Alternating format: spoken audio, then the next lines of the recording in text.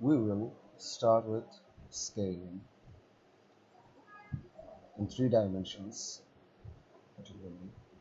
Now, if you can recall our discussion about scaling in 2 dimensions, then I can assume that you know until now what actually scaling phenomenon is. In computer graphics, scaling is a process of modifying or altering the size of objects. Before diving deeper, let we try to take a feel of the scaling in 3D space. So this is our Blender software. You can see one 3D object on the screen, and this red line is your x-axis, this green line is your y-axis, and this blue line is your z-axis. Now let's see what happens when we scale the object.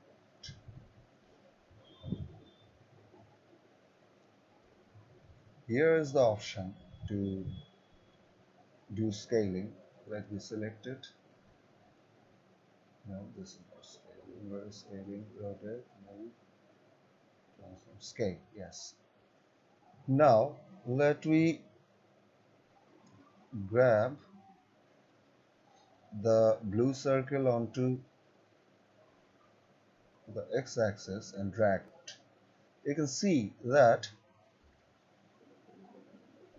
when you scale along x-axis, the x-coordinate values for different points in the object get changed, but no change takes place in y-coordinate value, and no changes are there in z-coordinate values. Now let me try y-axis scaling.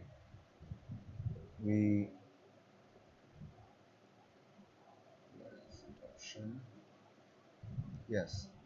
Now let me get hold of the tiny green square here on the y-axis and drag this along y-axis. You can see that the y-coordinate values get changed, but when you apply y-axis scaling, then no changes are there in x-coordinate and y-coordinate values. Let me try the same thing with z-axis. Now you can see that z-axis or z-coordinate values are changed, but x and y-coordinate values have not changed. Another thing you can observe here is that when you apply scaling, then the object size can increase or decrease. So whether the object size will increase or decrease will depend upon the value of the scaling factor. Now I believe that you have get some feeling about scaling as a whole. Let me dive deeper. As we have observed, scaling may be used to increase or reduce the size of the object. Now, scaling subjects the coordinate points of the original object to change. We have observed in our example or our demonstration that the original coordinate values gets changed when you apply scaling transformation. Now, as we have discussed that when you apply scaling, the object size can increase or decrease, and scaling factor determines whether the object size is going to be increased or decreased. If the scaling factor is greater than 1, then the object size is increased. If scaling factor is less than 1, then the object size is reduced. So for this purpose, let we assume that we have a point object O which you need to scale in 3D plane. First, let we create our three-dimensional space. Yes.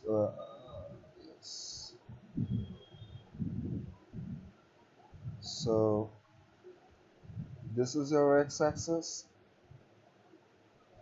this is the y-axis, and this is the z-axis. And as it has been stated in the description, initial coordinates of the object O which you need to scale is x-old, y-old, and z-old. For the time being, let us assume that this point is somewhere here. So its coordinates are x-old, y-old, and z-old. This is your original object O. Now, scaling factor for x-axis is Sx. Scaling factor for y-axis is Sy, and scaling factor for z-axis is Sz. And once you apply the scaling, then you will have the scale point at some other location, say O dash. And the coordinate for O dash is x nu, y nu, and z nu. So let me write it down. The coordinates for O dash is x nu, y nu, and z nu. So hope you now have get some idea of the entire thing, what is happening here. You have a point O which is defined by the coordinate x-old, y-old, z-old. Then you have scaling factor Sx along x-axis, Sy along y-axis, and Sz along z-axis. Then you apply the scaling and you get the scaled point O dash, and it is defined by the coordinate x nu, y nu, z nu. So if you can recall the scaling in 2 dimensions, the mathematical formulations will be same here. And from your mathematical observations, you can say that when you actually scale along x-axis, what you do is you multiply your original x coordinate value with the scaling factor along x-axis. Similarly, to get the new y coordinate value, you multiply the original y coordinate value, y-old in our example, with the scaling factor along y-axis. Then for the z coordinate value after scaling, you multiply the original z coordinate value with the scaling factor along z-axis. So these are your equations for scaling. Now you need to derive the scaling matrix. For this, we will append the homogeneous 1 equals to 1 at the end of these original 4 equations. And if you convert these 4 equations into matrix form, you will get something like x and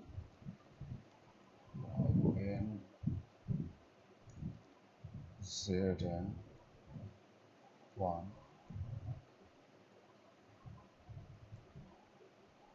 This is the vector representation for the transform point.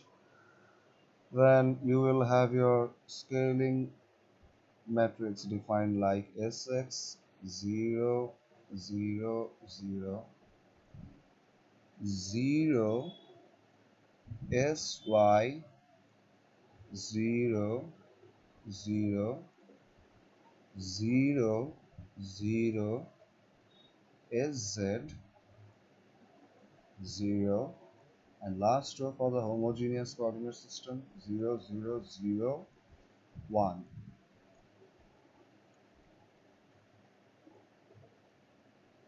Multiplied with x old, y old, z old and 1. So if you multiply the right hand side of this equation in matrix format, you will arrive at the same conclusion as has been described with these 4 equations. And this is your scaling matrix in 3D. H2 is 3D.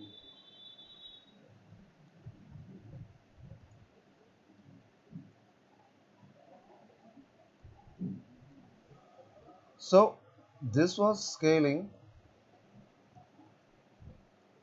Here you have the equation once again, 3D scaling matrix. Left hand side represents the point after scaling in 3 dimensions. Then on the right hand side, first you have the scaling matrix Sx, scaling factor along x-axis, Sy scaling factor along y-axis, Sz scaling factor along z-axis, multiplied with your original point which you need to scale. So here we have a problem which you should try yourself by putting the values into the matrix. I hope you can do this.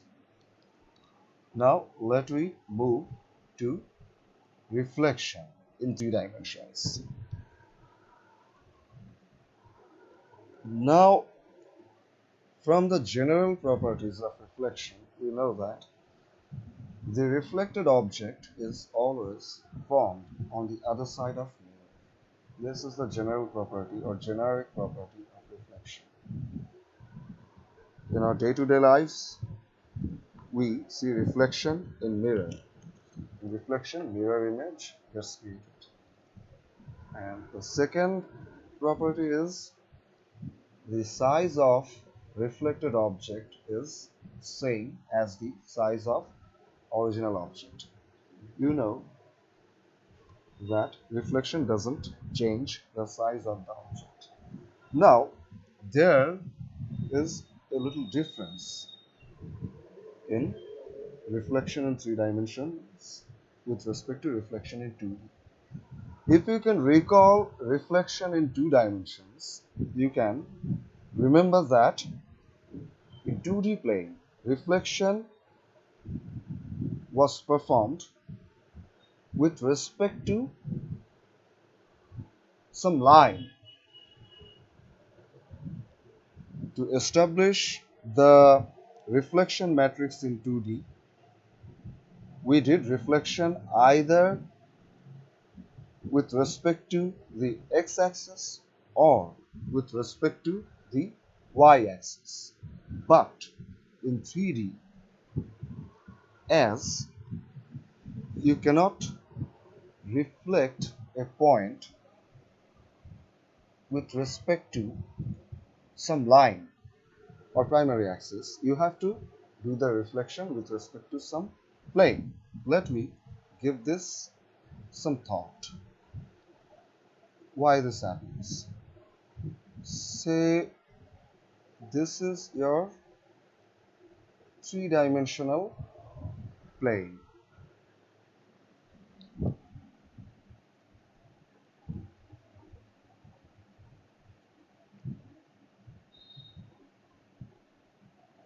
Right?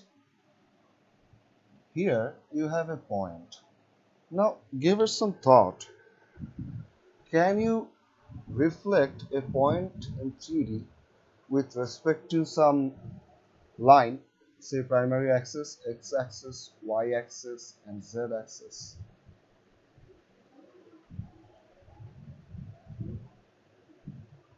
It is not possible because in 3D, a line or orientation of line is arbitrary.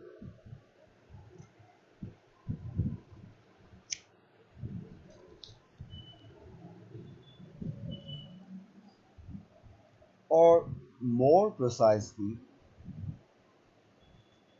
what happens? Let we reflect the point P with respect to x-axis, then your reflected point will be somewhere here. Then you can see that if you join P and P dash, then the angle, this angle is basically 180 degrees. So if you can imagine this,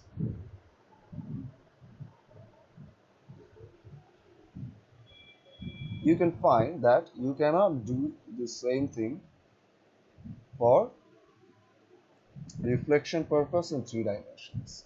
Rather, you have to reflect a point in 3D with respect to 3 primary planes as we have defined in the first tutorial of this set. Say, now you can reflect this point P with respect to xz plane. If you reflect this point P with respect to xz plane, you will get the reflected point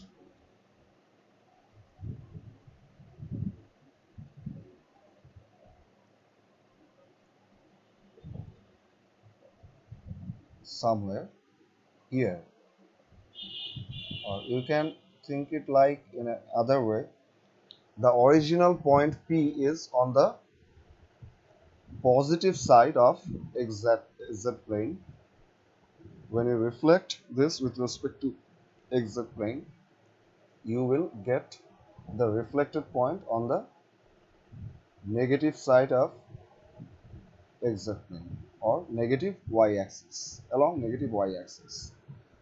So now I think the idea of reflection in 3D is clear to you.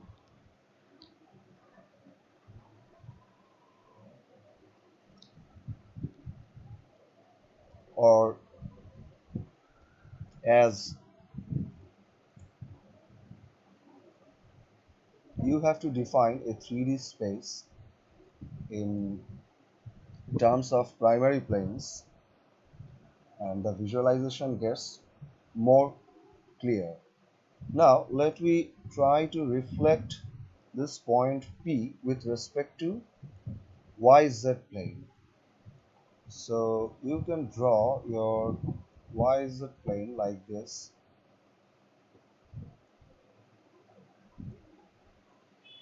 When you will reflect this point P with respect to the YZ plane, you will get the reflected point. Let me make it red color somewhere here, W dash. In this case, you can see that the x coordinate value have not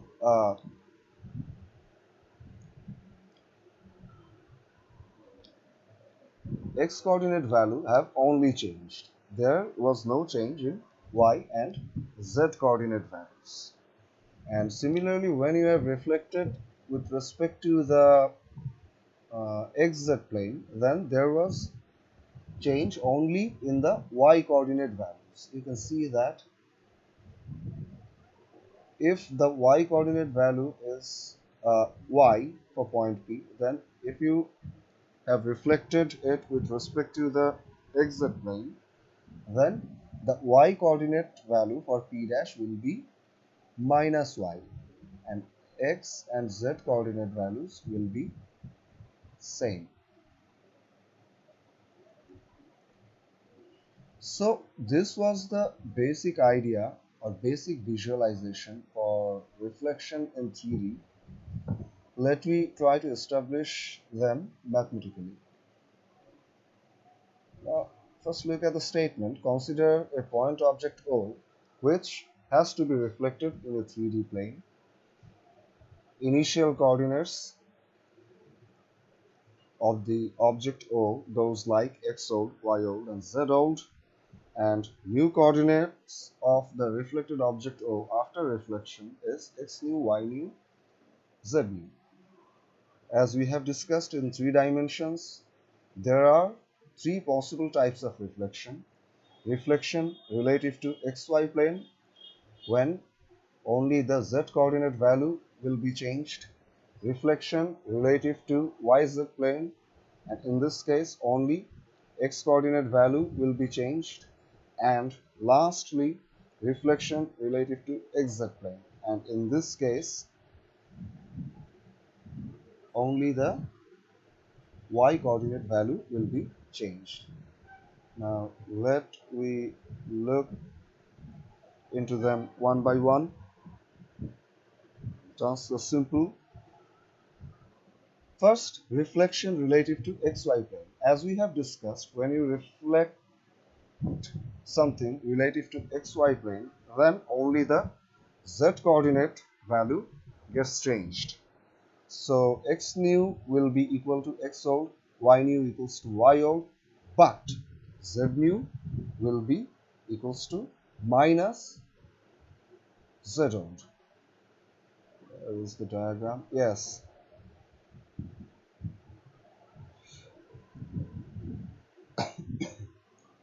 Let me draw it. You are doing the, let me take this another page. X, Y, and Z.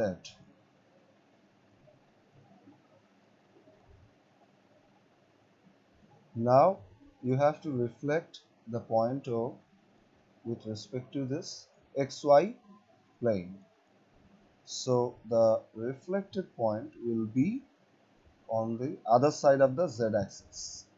So if you have a point P somewhere here, after reflection it will get it here, P dash. Now you can see that only the Z coordinate value has been changed. It was on the positive side of the Z axis. Now it has been transformed to the negative side of the Z axis, and X and Y coordinate values are unchanged. So this was the justification for this last line. Now if you want to convert everything to homogeneous format, you have to append 1 equals to 1, then convert this to matrix form, and you will get the reflection matrix relative to xy plane like this. If you multiply the right hand side, you will arrive at the same conclusion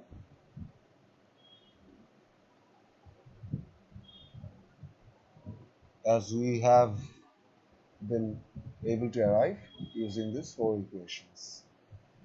So this was reflection with respect to xy plane.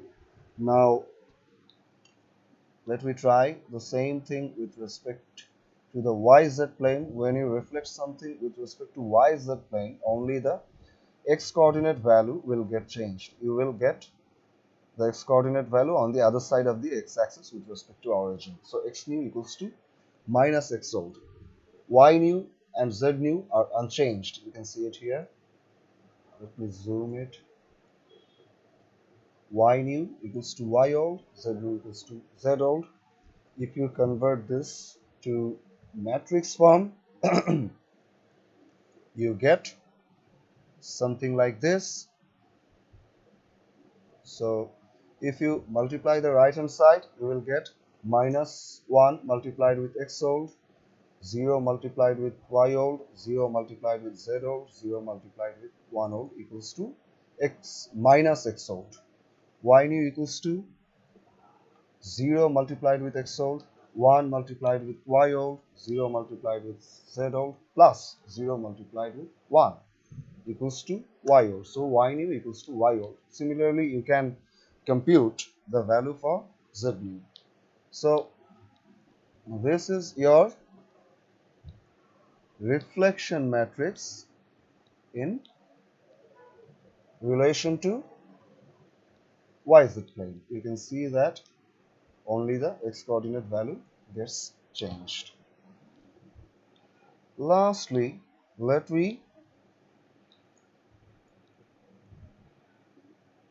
try to derive the reflection matrix relative to xz plane. When you reflect something relative to xz plane, you can imagine from our previous discussion that only y coordinate value will get changed. There will be no change in x and y coordinate, z coordinate values. You can see it here.